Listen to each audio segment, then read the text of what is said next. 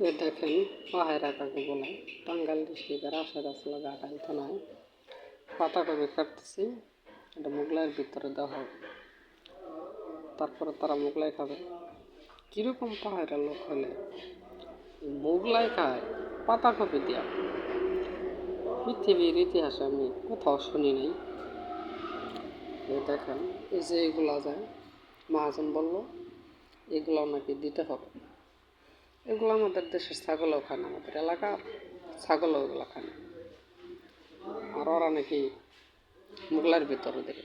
বলেন কীরকম পাহাড় অঞ্চলের কীরকম পাহাড়ের লোক হলে এরকম খানা খাইতে পারে? খাবে বা ইচ্ছা মতো খাবে, এমন খাওয়া খাবে।